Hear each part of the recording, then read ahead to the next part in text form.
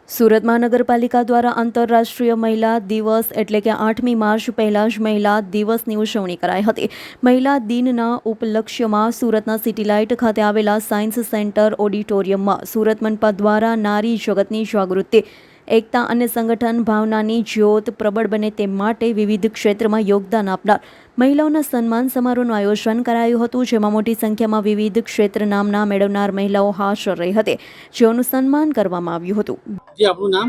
નમસ્કાર, મારું નામ સોનલ સંજય દેસાઈ, સાંસ્કૃતિક સમિતિ ચેરમેન અને વોર્ડ છના કોર્પોરેટર. મેડમ, આજે કઈ પ્રકારનો કાર્યક્રમ કરવાનો? આંતરરાષ્ટ્રીય મહિલા દિવસની ઉજવણી આપણે દર વર્ષે ઉજવીએ છીએ. માનનીય શ્રી નરેન્દ્રભાઈ મોદીજી મહિલાઓને ખૂબ મહત્વ આપે છે. એમના મહિલાઓએ કરેલી પોતાની સિદ્ધિ જેના સન્માન માટેનો આજનો દિવસ છે.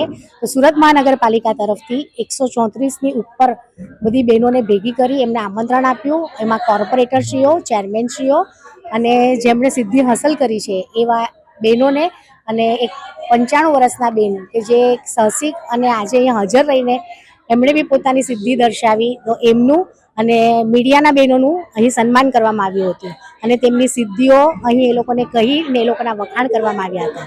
Bureau report S9 news Surat. અમારી તમામ માહિતીથી અપડેટ રહેવા માટે જોડાયેલા રહો S9 ન્યૂઝ સાથે.